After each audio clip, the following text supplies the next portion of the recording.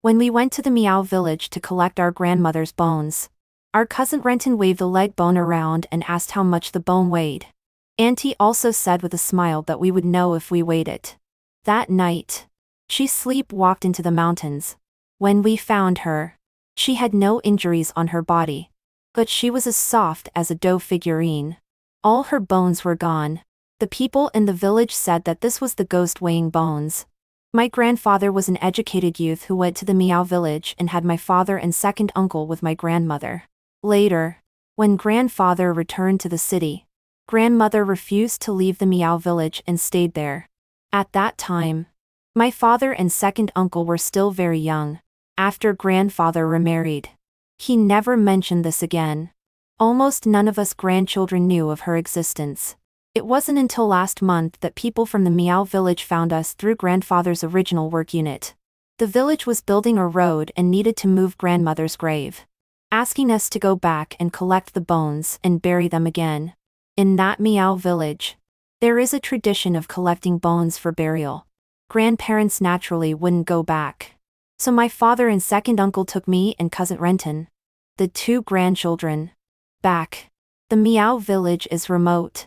After we got off the highway by car, we turned onto a provincial road, then onto a rural cement road, and drove on a dirt road for more than an hour.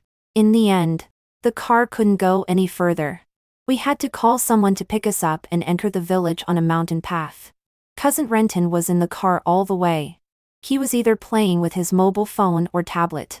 Now that we were walking on the mountain path, he was so tired that he kept complaining. He said he only had one grandma. Where was there any Miao grandmother? Second uncle and auntie have always been doting and kept comforting him. Looking at this narrow path, I asked the guide in confusion. This didn't seem like a place where a road was going to be built. If not building a road, why move grandmother's grave and collect the bones for burial again? The guide told me that it wasn't building a road but widening the path. Before grandmother died, she would go to the side of the village road every day and look forward to grandfather and second uncle back to pick her up. After she died, she asked people to bury her by the side of the village road. This was originally not in accordance with the rules. Now that the village wants to widen the road, they have to move grandmother's grave. I listened and felt a bit sad. I turned to look at my father.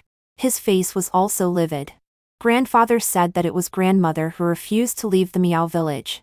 But the guide said that grandmother looked forward to her husband and sons coming back to pick her up every day. Even after death, she was buried by the roadside waiting. My father and second uncle were both silent. Auntie has been on a diet recently and eats very little. After walking on this mountain path for so long, she was so tired that she had to be supported on the left and right by second uncle while Trenton, who couldn't walk, was complaining nonstop. She sat in a bad mood. In those days, there were many educated youths who left their wives and children and returned to the city. The old man took his two sons away, which was considered not burdening her. Didn't she know her own worth? Instead of remarrying, she still hoped that the old man would pick her up and take her back to the city to enjoy a good life. She couldn't even rest in peace after death and made us come back to collect her bones. I don't even know her. These words were too sharp. Even the guide couldn't bear to listen. Grandma Long used to be a famous beauty in the village. She was also... He didn't finish the rest of his words. He just glanced at us. My father coughed softly and glared at second uncle. My mother just pushed me to walk quickly, not wanting to be associated with this clueless sister-in-law. That night, the people in the Miao village arranged for us to stay in grandmother's old stilted house. We brought our own food. Auntie also brought an electronic scale, and strictly controlled her diet and weight. I have stayed in stilted houses and tourist attractions before, but this original one still has a unique flavor. In fact, I was a little excited. It was Trenton. After fiddling with electronic products for a while, and finding there was no signal, he went downstairs of the stilted house, and smashed those jars and pots with a stick. Those jars and such clearly had some years on them. As soon as some were smashed, bugs and caues would crawl out. An old lady in Miao clothing outside saw this, and looked shocked. She shouted in Miao language to stop him. Unfortunately, we didn't understand Miao language. Instead, Trenton smashed even more vigorously. He was exposed to a lot of games, coupled with the doting of second uncle and auntie. He was even more lawless. Seeing him getting more and more excited, the old lady was so anxious that she almost jumped up. But she didn't dare to come in. She just shouted and tried to stop him with fear on her face. Seeing this, I quickly spoke to stop Trenton. This is a Miao village. I heard that people here are used to putting jars under the stilted house to raise goo. Those bugs might be goo. Just as he smashed a jar, a golden toad the size of a palm jumped out. He was so scared that the stick in his hand fell to the ground. After seeing it clearly, he was a bit embarrassed and angry. He picked up the stick and was about to smash the golden toad. Trenton, I quickly shouted and yelled at him. If you don't listen to advice again, don't ask me for help next time when something happens. He often had some questions he couldn't answer. When there was a problem with electronic products, he would ask me for help. Hearing me yell this time, he had to angrily throw away the stick and run to lie on a bamboo chair on the side. The chair creaked as he rocked. I went downstairs and swept the broken jars and pots under the stilted house. I also used a branch to drive away the golden frog, so that Trenton wouldn't kill it again later. Not to mention, I have seen frogs, bullfrogs, tree frogs, and toads. But I have never seen a frog like this that is completely yellow like gold. It was as slender as a tree frog. Its eyes were black and round. When I was driving it away with a branch, it turned its eyes and looked at me. It actually didn't run. I had to use two branches to pick it up and was about to put it in the grass on the side, when the old lady standing outside the door saw the golden frog on the branch. She said a lot in Miao language. Then she suddenly knelt down and kept kowtowing. She also said a long string of words in her mouth. Her actions were so exaggerated that Trenton on the rocking chair giggled. I glared at him.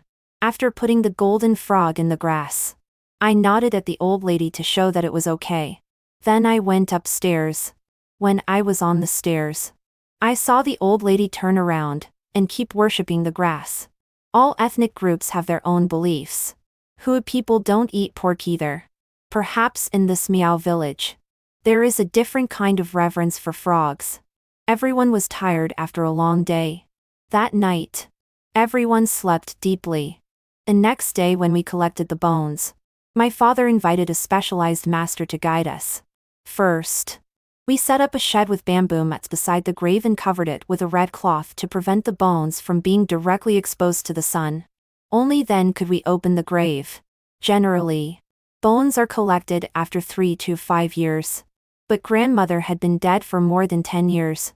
Because there were no descendants around and no one collected the bones, she had been buried here all along. When we opened the grave, as soon as we started digging, various bugs crawled out. Colorful beetles, centipodes as long as chopsticks, and small snakes. This made us very nervous. Fortunately, the master said that the bones after more than 10 years had all turned to ashes. It was easy to collect them. The hardest bones to collect are those after 3 years. At that time, the flesh had not completely decayed. We had to pick out the rotten flesh on the bones and clean them. Trenton, who was originally not interested at all, was quite curious about this and asked a lot of questions. Buried for more than 10 years, the coffin had become rotten wood. After picking out the wood chips, we had to carefully peel off the shroud, clean up the fallen hair, and drive away some bugs. After completely cleaning up, we put on gloves and started to collect the bones. My father held the golden jar. According to the master's instructions, we picked up the bones bit by bit from the feet to the legs, to the ribs, to the shoulders and neck, and finally to the head, just like a person sitting in meditation. As grandchildren, Trenton and I collected the lower limbs. Because the toe bones were small and I was afraid Trenton wouldn't pick them up well, I picked up the toe bones. Trenton picked up the larger tibia. Just as I was carefully picking up the toe bones, Trenton casually pulled out a tibia and waved it twice like waving a stick. He asked the bone collector, "How much does a person's bone weigh?" "After more than 10 years of decay. It should be very light." "Is this tibia less than 2 taels?" The bone collector probably had never seen someone so ignorant and fearless. He was so scared that his face turned pale and he couldn't say a word for a moment. Auntie, who was standing by the grave wearing a mask, actually reached out and took that tibia. She weighed it in the palm of her hand. "This bone is very light. It's not 2 taels. Right. It's the legendary cheap bone." Second brother. This time even my mother couldn't bear it anymore and shouted at second uncle. My father, holding the golden jar, was so angry that his face turned green. He stared straight at Auntie. At this moment, she also reacted. She quickly stuffed the bone into my hand and asked me to put it in the golden jar. But on one side, the bone collector seemed to be afraid of something. He stepped aside and kowtowed 3 times in front of the grave. He also said a lot in Miao language. After worshipping again and again, only then did he say in Chinese to us that after picking up the bones as he had instructed, and sending them to the bone storage cave, it would be fine. He had something at home and had to leave first. Then he kept touching his chest with his hand.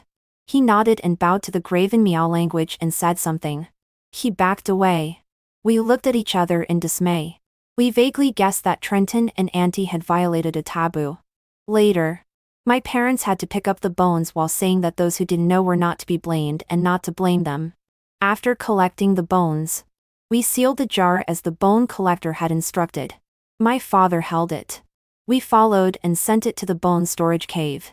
The bone storage cave was densely filled with such golden jars. Some were very old. It looked extremely creepy.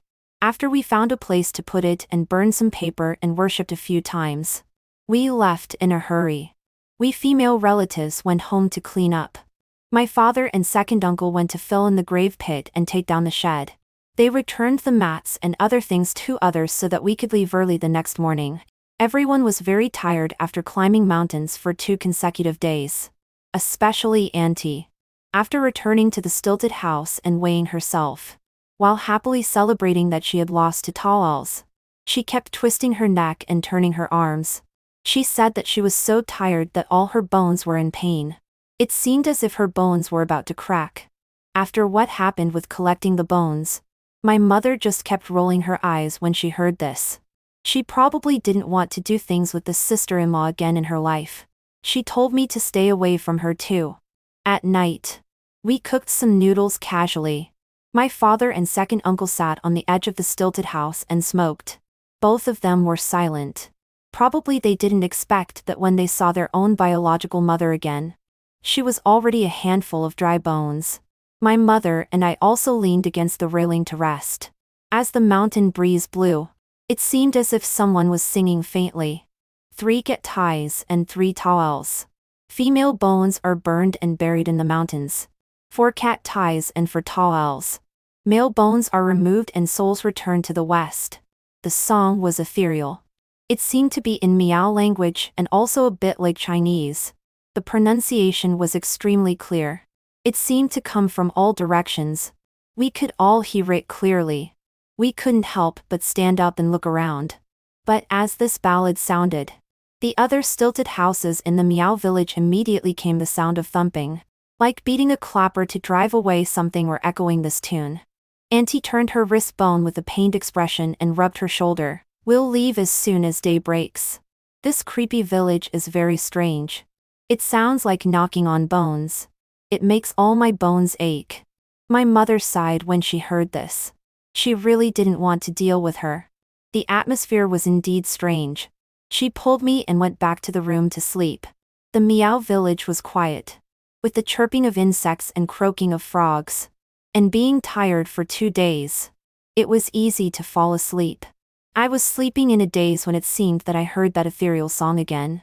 I involuntarily followed the song. I wanted to hear who was singing this strange song.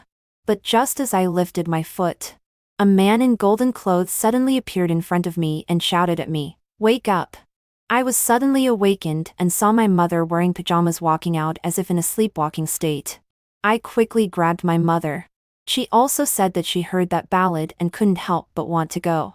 I was shocked and quickly pulled my mother to find my father. As soon as I left the room, I saw my father and second uncle going downstairs one after the other. My mother and I quickly grabbed one each. Without caring about anything else, we each slapped them twice to wake them up. After waking them up and before we could ask, we heard second uncle pointing into the distance and yelling, "Trenton!" We quickly looked over and saw Trenton with a blank stare. He had already walked outside the stilted house. Obviously, he was also sleepwalking. At that moment, we quickly chased after him. But Trenton was already a strong young man, and was at a time when he had a lot of strength. Even if he was sleepwalking, our group of people couldn't hold him back. Whoever pulled him, he would kick. His eyes were still staring straight at the mountains in the distance. And he gave a strange giggle. In the end, I was so determined that I picked up a stone from the side and hit him on the back of the head. I directly knocked him unconscious. After such an incident in the middle of the night, everyone was frightened. After my father and second uncle carried Trenton back to the stilted house and my mother and I were applying medicine to the back of his head, we suddenly remembered that Auntie hadn't appeared all this time. Second uncle let out a low growl and quickly went to the room to look for her. Sure enough, she was gone. He quickly called my father and asked the people in the village for help to find her quickly. That sleepwalking was strange. All of us were affected. Obviously, it was not just simple sleepwalking. My father didn't care about anything else. He told my mother and me to take good care of Trenton and not to go downstairs. He and second uncle would go find people for help. The people in the Miao village are simple and hospitable. In a short while, all the able-bodied people in the village gathered, holding torches or flashlights. They called Auntie's name in the village. My mother and I stood on the stilted house, looking at the torches and the noisy voices everywhere in the village. We always felt that the ballad was strange. Just at this moment, the old lady in Miao clothing who appeared when Renton smashed the jars appeared again under the stilted house. She knelt and worshipped again in front of the grass where I put the golden fraud. She murmured something. Only then did I remember the man in golden clothes in my dream. I quickly ran down the stilted house and wanted to ask the old lady. But when she saw me coming downstairs, she was so scared that her face turned pale. She quickly got up and ran away trembling. In the middle of the night, and without street lights outside, I didn't dare to chase after her. My mother was still upstairs calling me to come back quickly. After searching for Auntie all night, at dawn, my father and second uncle brought the villagers back, with Auntie carried on a bamboo bed. It was said that she was found on a rock in the mountains. Her whole body's clothes were intact. Her hair was not messy. There was not a single wound. But the whole person lay limply on the bamboo bed. Flat. She was like a dough figurine without bones.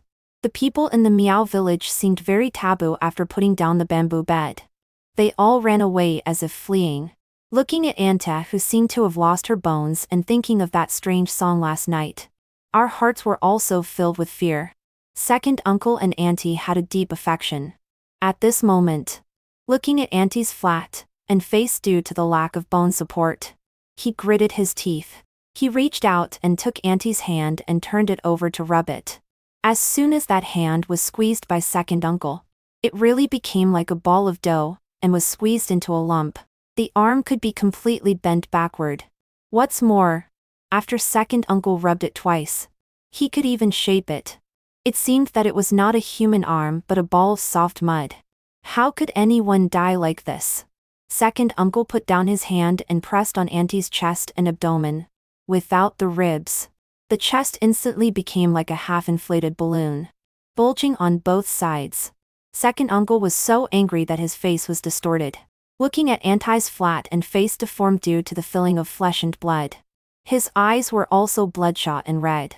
He said to my father, "Before we came, the old man told us to be careful. There are people in this Miao village who raise goo. He was poisoned by goo back then. Miao must have also been poisoned by goo. Otherwise, how could a perfectly good person lose all her bones? I want to call the police. Second uncle released his hand and said to my father, "If you want to leave, take Trenton and go. I want to find the murderer who harmed Miao. Killing with goo is also illegal. I want the one who raised goo to pay for Miao's life." My father opened his mouth as if he wanted to persuade him. But second uncle was so angry that he lost his reason at this moment. "It's not your wife who died. You must be fine.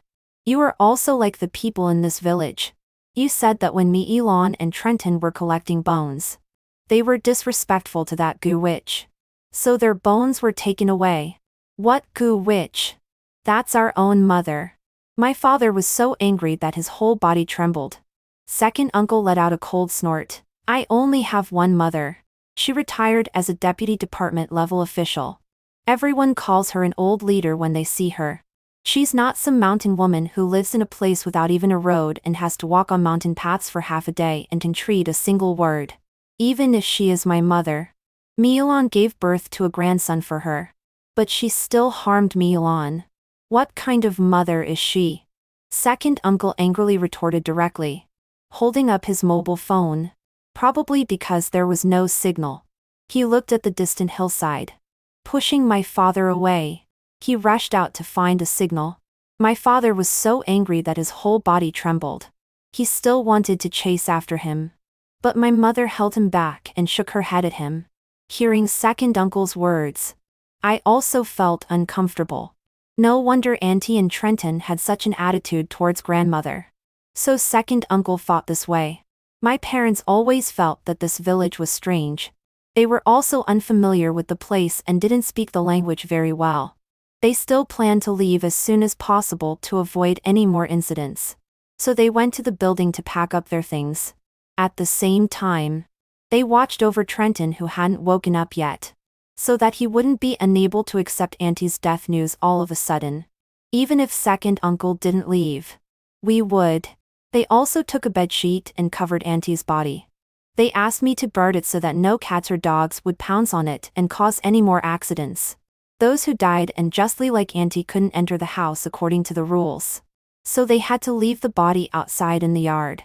Actually, I didn't have much affection for Auntie.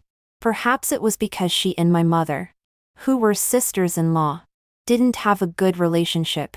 No matter what happened in her family, she always had to be one up on my family. She gave birth to Trenton, this son. She was very arrogant in front of grandparents. She thought that everything of theirs would belong to Trenton in the future. She was always afraid that I would compete with Trenton. But she died so strangely, and suddenly. Looking at the flat body under the bedsheet that was no more than a palm thick, I was both scared and sad. If it weren't for that man in golden clothes waking me up last night, all of us were in a dream, and followed that song into the mountains. Would we all have died like Auntie? After sitting for a while, I also felt a pain in all my bones. That kind of pain was indescribable. It was like rheumatism pain. It was also like something sticking in and poking at the bone pain. It was also a bit like sitting on a hard place and causing pain from being pressed on the bones. The joints all over my body were especially painful. It made people want to rub and press. Just as I was pressing, I suddenly heard a cry in Miao language coming from outside the yard. I quickly looked up and saw the old lady who had knelt and worshipped appeared at the yard gate again, looking at me with eyes full of horror and worry. Thinking of her strangeness every time, I quickly chased after her, without caring about anything else. I directly took her arm and kept smiling, no matter whether she could understand or not. I just kept calling her grandma. Being sweet-talked is always right. The old lady was pestered by me and couldn't leave, but she refused to enter the yard no matter what. She just sat down on the bluestone steps of the stilted house. Only then did I quickly ask my parents to come out quickly and bring the guide, who lead us into the village, to act as an interpreter. This old lady must know something, especially about that golden frog. At the bottom of my heart, I vaguely felt that the man in golden clothes who appeared in my dream was that golden frog. After my father heard this, he immediately asked my mother to entertain her. Then he went to find the guide, who lead us into the village. The old lady sat on the bluestone. She touched my hand and then my face. She murmured non-stop. My mother poured water and found the snacks she had packed up for her to eat. When my father brought the guide respectfully called out, "Grandma." Then he said to us, "Grandma is of a high seniority. It's not easy to address her. In the village, everyone just calls her Grandma." The guide glanced at the bamboo bed covered with a bedsheet inside. "Grandma has come several times. She must also have something to tell us." Through the guide's translation, we were told that Auntie died because of the ghost weighing bones. The ballad we heard last night was the weighing bones song sung by the bone ghost. When the people in the village heard it, they would knock on cow bone sticks to show that the bones in their homes were still there. The sound of cow bones is ethereal and can prevent people from being charmed by the weighing bones song. People in Tibet also use cow bones as religious instruments. That is to say, the clapper sounds from every household last night were the sounds of knocking on cow bone sticks. I quickly asked again, "Why did the bone ghost harm us?" Grandma babbled a lot, but her eyes were looking straight at me. The guide listened and pondered for a long time. After a while, it seemed that after sorting it out, he then said, "The tradition of collecting bones for burial is because in the past, due to wars, the clan's people kept migrating. They were afraid that the bones of the deceased would be lost, and there would be no one to worship them. Their souls would have nowhere to rely on. So they collected the bones and put them in jars for easy migration. But after all, there were some whose bones were not collected. Resentment grew and formed bone ghosts. Grandma Long looked forward day and night for you to come back. But until she died, you still didn't come back. The harshest curse in the village is, when you die, no one will collect your bones." Grandma Long herself was buried with obsession and resentment. Her bones had been in the ground for more than 10 years, and were almost completely decayed. Only then did you come back to collect the bones. You were also very disrespectful to her. This await, and the bone ghost.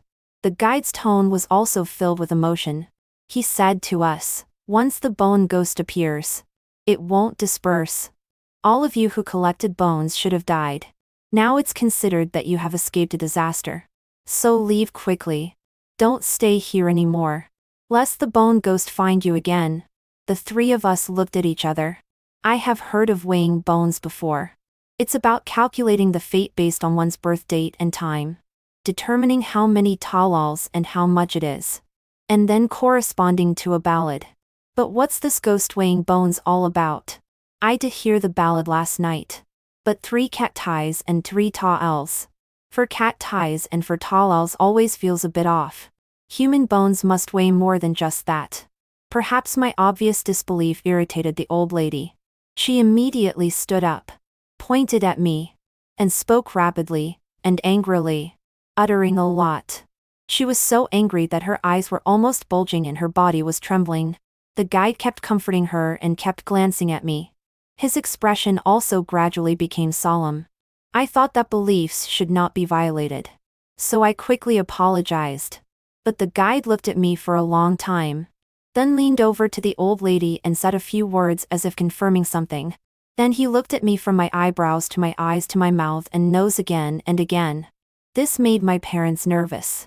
My mother directly pulled me behind her to block the guide's gaze. Only then did the guide say, "Grandma said that if you weigh a corpse and expose the bones, you will believe." Weigh a corpse? I glanced at the flat corpse on the bamboo bed that looked like a lump of dough and quickly shook my head. No need. No need. I believe. But the old lady was really serious. She pointed at me and said a lot earnestly. Her tone was urgent and serious. She growled a few words at the guide. Although I couldn't understand, from her expression and tone, there was an undeniable meaning. How can we weigh such a soft corpse? And what's the point of weighing it? The weight of a corpse and a living person can't be compared easily either. But the guide said seriously to me, "It doesn't matter if others don't believe. You must believe." I was baffled. Why must I believe? But the old lady was very anxious. This time she was not afraid anymore. She directly pulled me into the yard and stood in front of the bamboo bed. She lifted the bed sheet and pointed at Auntie's even flatter corpse and babbled a lot. She seemed to be a bit different towards me. My mother whispered on the side. I heard that in the Miao nationality. They will find some young and beautiful girls to learn gu techniques. She won't be. As soon as these words came out, both she and my father became anxious and quickly came to pull me, afraid that I would be chosen to be a gu witch.